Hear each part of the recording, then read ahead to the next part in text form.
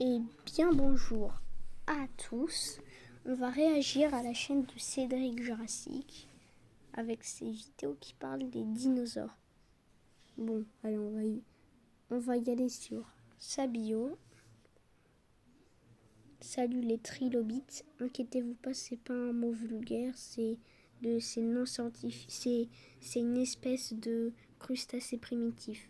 Salut les trilobites et hop, lisez la suite. Parce que moi je suis pas un prof. Attends. Hop. Laisse tomber, on va pas dire laisse tomber, ça veut dire laisse tomber.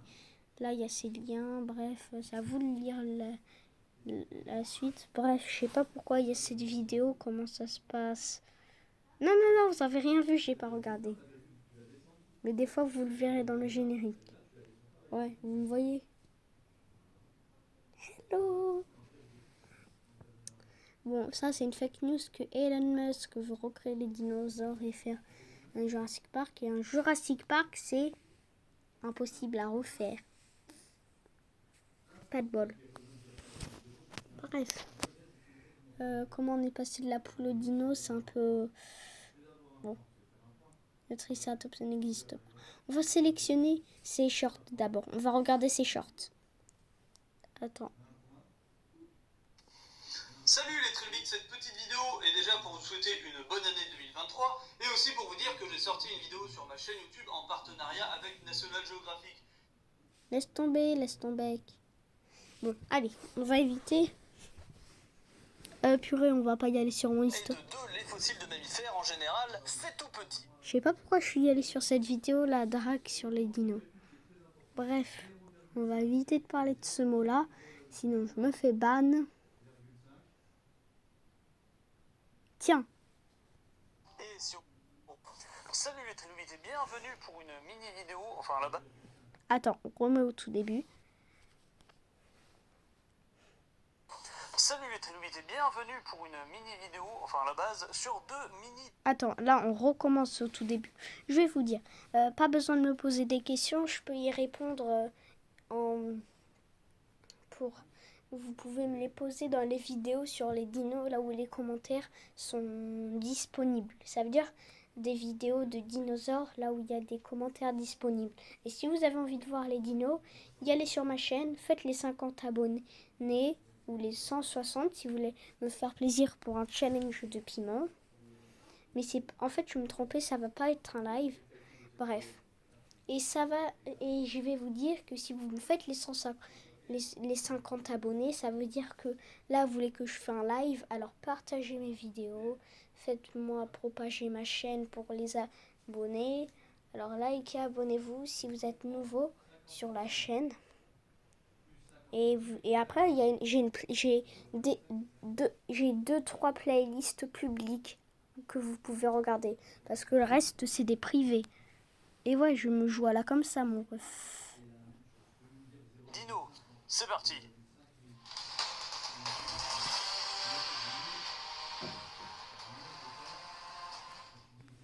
Alors là, pas d'intro mystérieuse sur de quoi on va parler, etc. Non, hein, de toute façon, vous l'avez vu, c'est écrit dans le titre, on va parler de raptors. Parce que je sais pas si vous le savez, mais la famille des raptors est une grande famille avec plein d'espèces différentes, hein, des petites, des grandes, des très petites, des très grandes. Et ben là, c'est des petites dont on va parler. Nato Venator, Nato, natation, plouf, Bon, désolé, là je vais prendre le teneur pour caméra, pour tenir les caméras. On se revoit dans quelques temps. Voilà, on reprend la vidéo. Alors, attends, on va pas voir mon code. Voilà, on continue.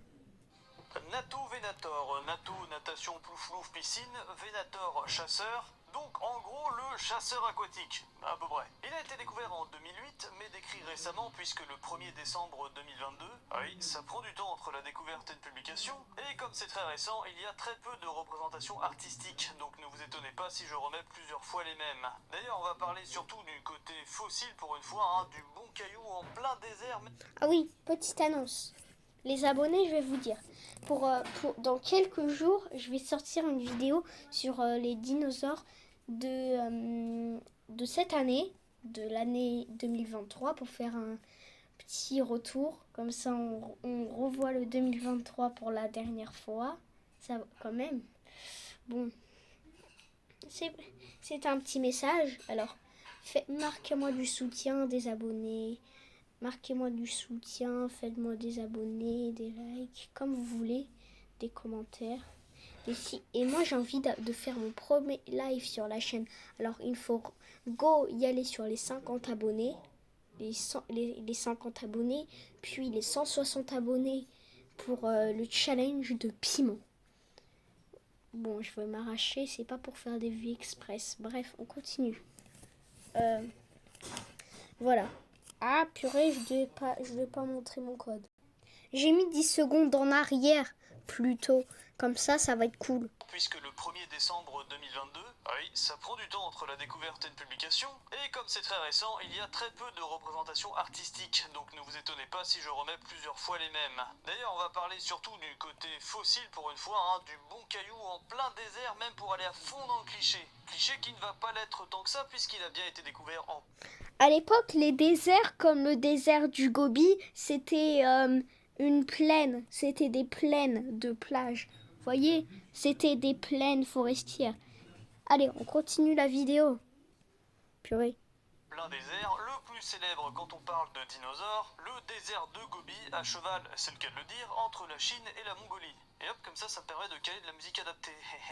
Alors, le fossile en question n'est pas en super état de conservation ni complet, comme vous le voyez, seules les parties en blanc sont préservées, le reste est spéculé sur un autre dinosaure et... Bon, vous voyez des fois les fossiles, à votre enfance, on vous a mythomane. Parce qu'en fait, on ne trouve pas les fossiles du dinosaure complet. C'est rare, mais vraiment rare, qu'on trouve le dinosaure entièrement.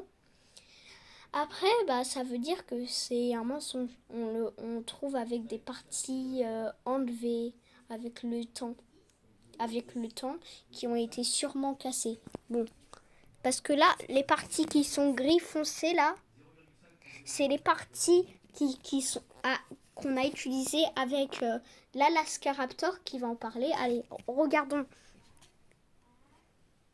Et bon, en fait, en le regardant, il est quand même pas mal fourni. Et il y a le plus important, le crâne et une bonne partie du corps. L'autre dinosaure sur lequel les parties grises sont spéculées, c'est un dinosaure dont j'ai déjà parlé et qui vous a peut-être dit quelque chose en voyant la première représentation.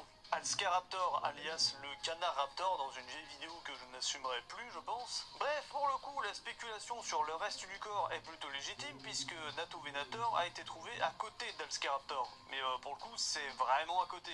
Enfin, même si je suppose que le désert de Gobi, c'est... Bon, voilà, ça c'est le plan. Vraiment pas à côté. Il est là le Natovenator et là le Alaskaraptor. Après, c'est là où on a trouvé leur premier fossile. Leur number one fossile. Là, il y a toujours les échelles. Alors, ça veut dire que c'est environ 30, 50 km ou 100 km de distance. Et au rapport des dinos, les dinos, c'est pas les descendants des reptiles. On vous a toujours menti, c'est les oiseaux, les piafs. Parce que vous pouvez regarder sur des livres, ou pas. On peut regarder ça sur des livres qui disent la vérité sur les dinos, que moi j'en ai un. Alors je peux vous l'amener si vous avez envie. D'abord les gars, ça c'était pour le sponsor. Désolée si j'étais pas été payée parce que vous voyez ma tronche. Vous voyez, la tronche est égale l'âge. Alors ça c'est le sponsor de cette vidéo. Les dinosaures, encyclopédie, les dinosaures et autres animaux préhistoriques. Attends. On y va, bref. Tooth, Ice, Leather. Voilà, j'ai trouvé. Alors, ça commençait aux dinosaures. Au début du Trias. Le Trias qui est la première période du Mésozoïque. Et ensuite le Jurassique, après le Jurassique, Crétacé, extinction des dinosaures au Crétacé. Alors, ça commençait avec les dinosaures. Il y avait les sauropodes qui sont les dinos à long cou, les théropodes qui sont comme le T-Rex. Et au Jurassique, en fin du Jurassique, il y a les oiseaux qui sont y allés. Et à la fin du Crétacé, ils ont survécu.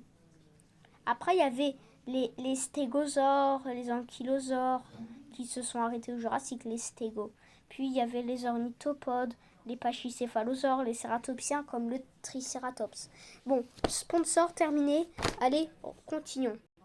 Voilà, allez, on continue. Côté d'Alscaraptor, mais pour le coup c'est vraiment à côté. Enfin, même si je suppose que le désert de Gobi c'est grand. Et si les restes de Natovenator c'est pas foufou, c'est pas le cas de Alscaraptor qui par contre lui était nickel, quasi complet, articulé, ce qui veut dire qu'il a été trouvé dans la position dans laquelle il est mort. Oh non, il est mort! Après, oui, la plupart des dinosaures, on les trouvait morts, dans leur position mort. Ou soit on fait des estimations qu'ils ont été vraiment morts comme ça, comme le premier oiseau qu'on a découvert en fin Jurassique précédemment dans la vidéo, qui est l'Archaeopteryx. Je crois que j'ai un peu égorché son nom, je l'ai mal prononcé. Bref, tout ça pour dire qu'Alscaraptor, on le connaît très bien et que beaucoup de choses qu'on va dire sur Natovenator sont basées sur son cousin plus connu. Et sur lequel d'ailleurs j'avais fait une vidéo il y a un petit moment, en juillet 2018, que j'avais sobrement appelé le Canaraptor. Ouais, j'étais très inspiré. Du coup, je l'ai re-regardé cette vidéo, et ce qu'il faut en retenir, souvenez-vous, j'avais déjà parlé de la famille des raptors avec le Microraptor de l'épisode 2, que je vous conseillerais bien d'aller voir. Mais comme c'est une des premières vidéos de ma chaîne, c'est pas beau à voir, donc non, restez plutôt ici, je vais vous faire un résumé. Non, on va pas re-regarder. inquiétez-vous pas, on va regarder l'épisode du Canaraptor et du Microraptor et des paléodécouvertes 2016. Non, bon, de toute façon, ce qui est important à retenir, c'est que depuis sa découverte et sa description, l'Alscaraptor... Attention, des fois j'ai un petit avertissement. Il y a des petits gros mots qui traînent dans les barrages, comme dans la vidéo des paléodécouvertes 2016. Alors c'est pour ça que vous voyez boîte à camembert, voire bip, boop, bap. Est souvent désigné comme un dinosaure aquatique. Sauf que comme d'habitude, c'est plus compliqué que ça. Pourquoi il est considéré comme un dinosaure aquatique? Principalement parce que sa morphologie générale ressemble... En fait, j'ai un truc à vous dire. Ah oui, ouais. Bon, c'est pour ça que je me tords à la caméra. Bref, c'est pour ça que vous me voyez mal. Bon, je fais pas Zorok. Je vais vous dire. Vous savez, le ptéranodon, le mosasaure. Le mosasaure, c'est pas un dino. C'est pas un dinosaure. C'est un reptile marin. C'est un reptile marin. C'est pas un dino, le mosasaure. Après, le ptéranodon, c'est un reptile volant, comme les dinosaures. Je vais faire du sport, moi. Après de Oui, on va pas se mêler de notre vie.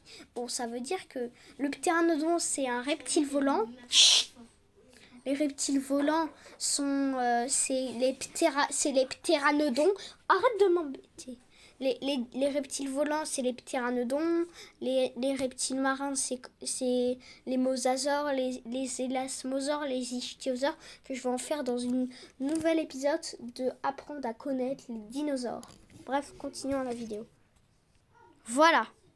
Pourquoi il est considéré comme un dinosaure aquatique? Principalement parce que sa morphologie générale ressemble à ce qu'on attend d'un animal pêcheur. Alors principalement les oiseaux pêcheurs, avec en général un long cou comme mes chouchous, tout ce qui est héron, aigrette et butin. Attends, on y va un peu en arrière parce que j'ai utilisé le mauvais bouton. Parce que sa morphologie générale ressemble à ce qu'on attend d'un animal pêcheur. Alors, en fait, déjà, quand il montre une représentation artistique dans les barrages, il y a le nom de la personne qui le fait. Après, il prend des images de paléo-arteurs sur Reddit, Twitter, Discord. Non, Discord, c'est pas des trucs à poster des photos. Bref, ou Insta, Twitter, bref.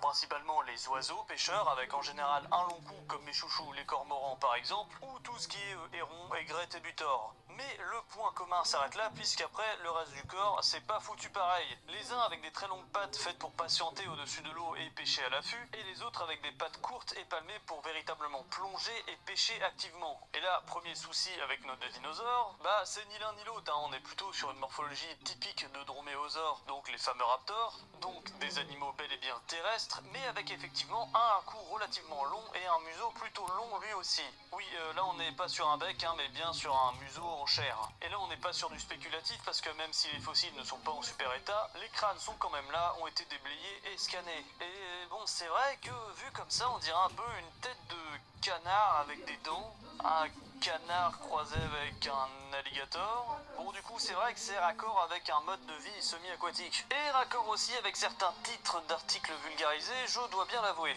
Et il n'y a pas que ça, il y a aussi la structure même des dents, la position des pattes arrière qui sont plus à l'arrière du corps que les autres droméosaures, chose que l'on voit aussi chez les oiseaux aquatiques d'aujourd'hui par rapport aux oiseaux plutôt terrestres, on va dire. Sauf qu'une étude récente du cas d'Alscaraptor revient un peu sur un point bien particulier de... Bon, désolé, on va regarder pas une vidéo entière, elle est trop longue. Alors, la vidéo c'est celle-là. Attends, la vidéo c'est celle-là. De nouveaux raptors. La famille des raptors s'agrandit encore. Natovenator, Doulorong. Sur bien sûr la chaîne de Cédric Jurassic. Cette fois, c'est plus marqué. C'est marqué sur le titre et la description. Titre et description, la vidéo. Alors hop, on y va. Non, pas les shorts. On va regarder des vidéos courtes de sa chaîne. Alors on se retrouve à tout à l'heure. On va éviter de regarder le canard raptor. Attendez. 5 minutes, ça vous tente? Ok. Salut les trilobités, oui je sais ça fait longtemps, je vous expliquerai un jour pourquoi, mais là on s'en fout, on n'est pas là pour parler de ça, on est là pour parler de raptors.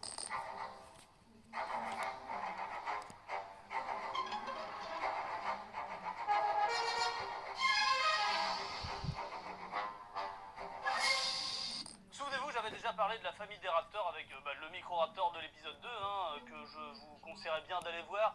Mais comme c'est une des premières vidéos de la chaîne, c'est pas beau à voir, donc non, restez plutôt ici, je vais vous faire un résumé. Donc les dinosaures qu'on appelle familièrement les raptors, qui sont devenus célèbres grâce à Jurassic Park notamment, eh bien on les appelle les droméosaures, et ils ont tous en commun cette espèce de griffe en forme de fossile sur leur patte arrière. Et après ce point commun, ils ont des formes et des tailles différentes, il y en a des petits, des grands, des très petits, des très grands. Et bien là c'est d'un tout nouveau dont je vais vous parler, d'ailleurs tellement nouveau qu'il n'est même pas sur les images habituelles de la famille des raptors. Parce que je sais pas trop quand il a été découvert, mais en tout cas les paléontologues se sont penchés sur son cas très récemment, et ont pu le décrire précisément que depuis 2017. Et d'ailleurs voilà encore une preuve qu'en termes de bestioles à présenter, je suis loin d'être à court, comme certains ont pu déjà me le dire. Bref, ce dinosaure a sans doute été découvert dans le désert de Gobi, comme beaucoup d'autres, comme le célèbre Velociraptor d'ailleurs, mais le vrai, pas celui de Jurassic Park. Mais bon bref, là c'est pas le sujet non plus, faut que j'arrête de partir dans tous les sens comme ça. Je disais donc, le dinosaure d'aujourd'hui découvert dans le désert de Gobi et nommé en 2007 porte le doux nom d'Alscaraptor.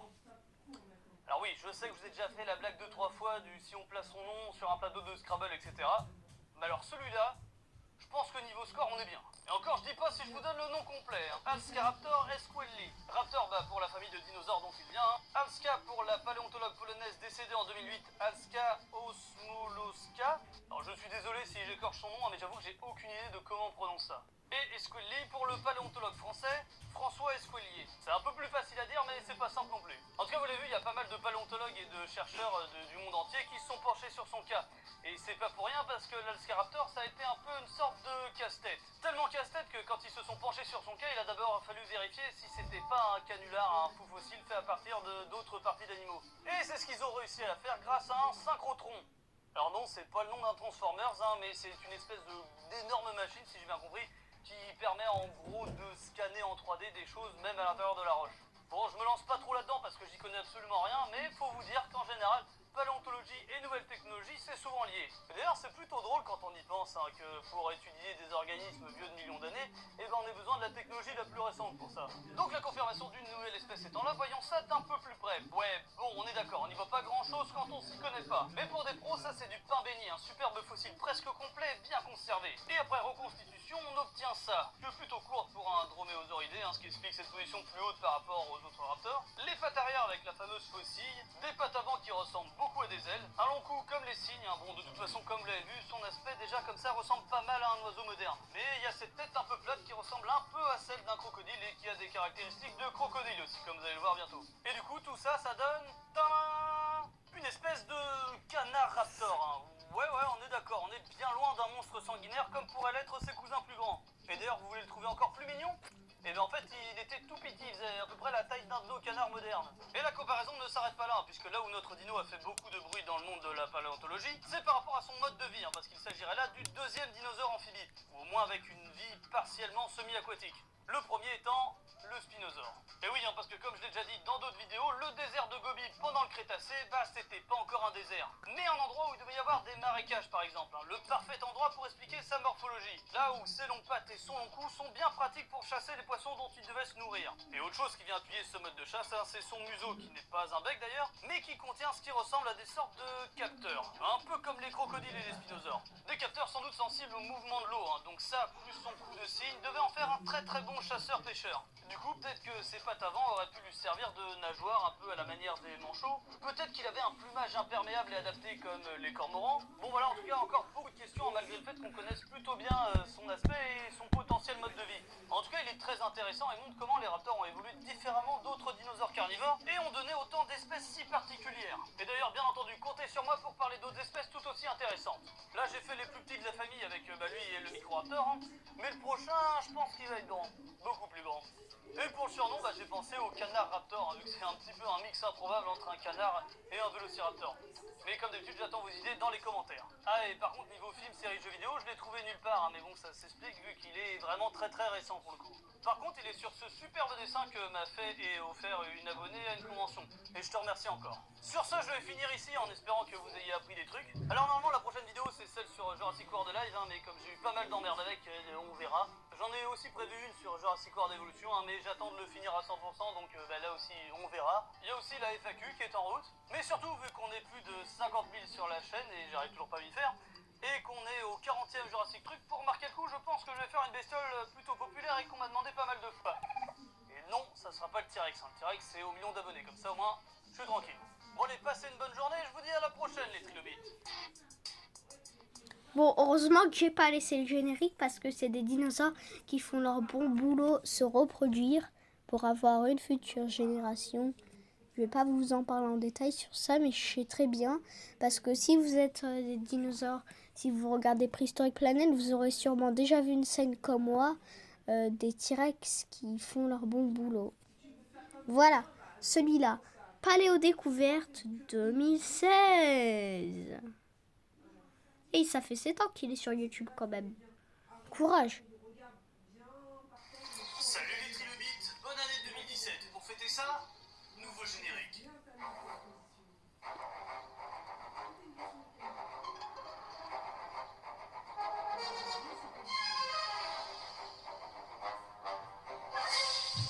Merci à Alexis qui a bossé dessus. Donc pour commencer 2017, quoi de mieux que de parler de 2016? En fait, je vais faire une sorte de review de plusieurs découvertes paléontologiques de l'année dernière. Attention, hein, c'est seulement quelques découvertes, hein, surtout qu'en plus il y en a déjà eu des pas mal depuis début 2017. Et on va commencer directement fort avec un record de la chelouterie, je pense, grâce à nos amis les arthropodes. C'est ceux qui donneront les insectes, arachnides, crustacés, etc. Je vous présente le Dolocaris. Alors non, hein, c'est pas un alien, mais bien un arthropode disparu. Il a vécu durant le Jurassique et son fossile a été découvert en 2016 en France, et plus précisément en Ardèche, faisant entre 5 et 20... 5 à 20 cm, c'est un Français qui mange de la baguette. Je rigole. Parce que ça, c'est un cliché sur les Français. Les Français, baguettes, bref. Moi, je préfère les tradis. Oh, me critiquez pas dans les commentaires. Allez, on continue la vidéo. Bref, il est mignon. Pas très chelou que ça.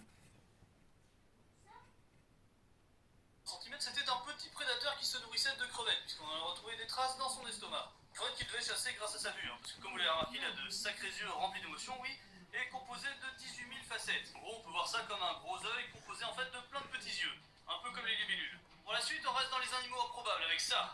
Oui, bon, vu comme ça, on dirait une vieille capote fossilisée, hein, mais encore une fois, c'est bien un animal disparu. On l'appelle le Tullimonstrum, plus connu sous le nom de monstre de Tully. Le premier fossile de cette bestiole a été découvert en 1958 par un certain Francis Tully. Du coup, vous avez compris l'origine de son nom normalement.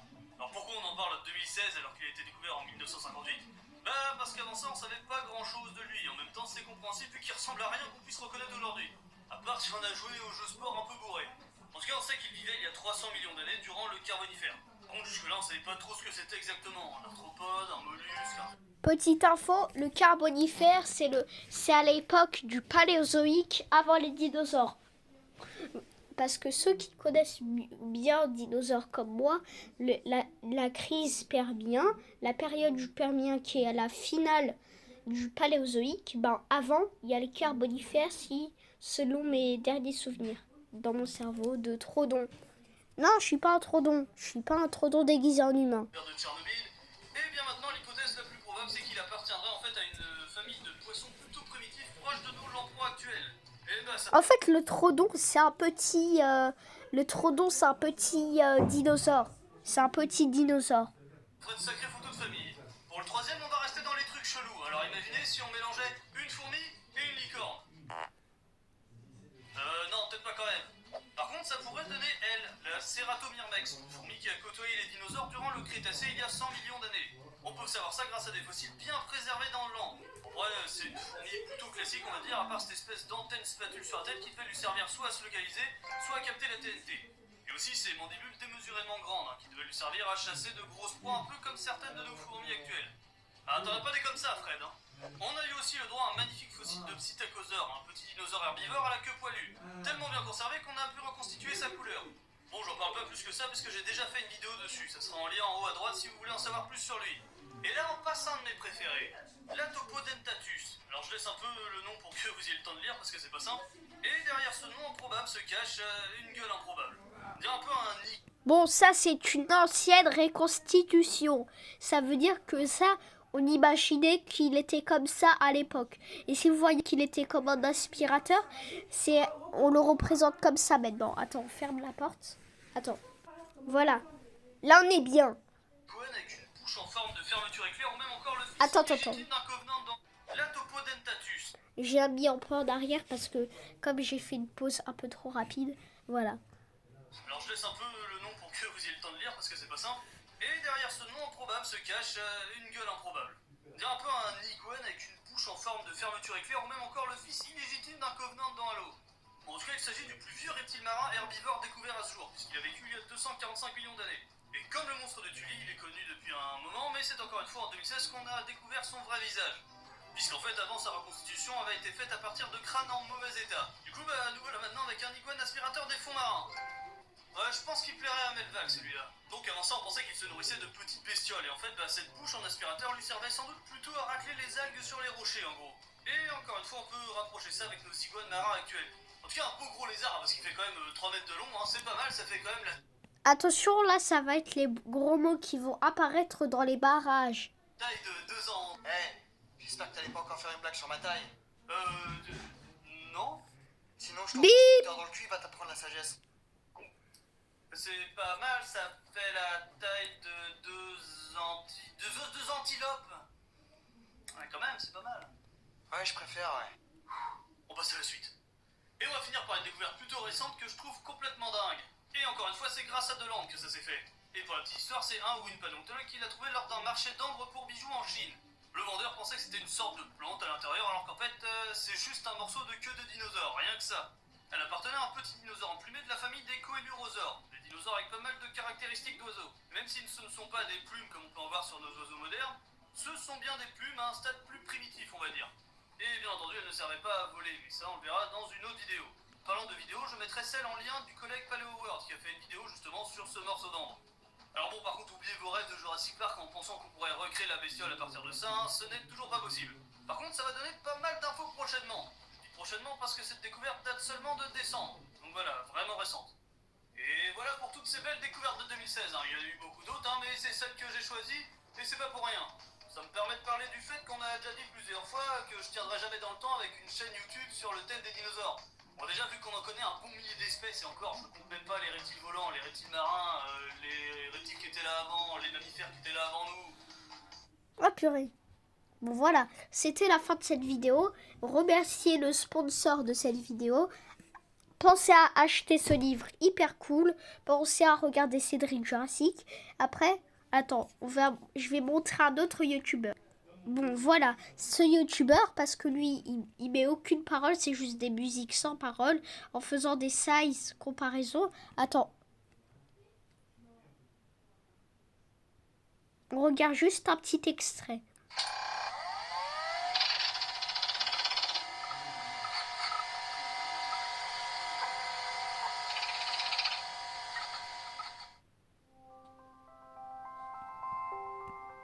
Regarde, lui, il met info plus. Enfin, il marque en anglais. Alors, mettez la traduction française, sûrement.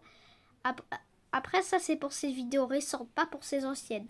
Là, c'est le nom du dinosaure, où il se trouve, l'époque pour la classification, la taille, l'endroit là où on a trouvé. C'est un chinois. Bye. Et c'est vrai. Non, cette fois, on va pas ajouter le téléphone. Bon, comme les autres fois. Allez, bye.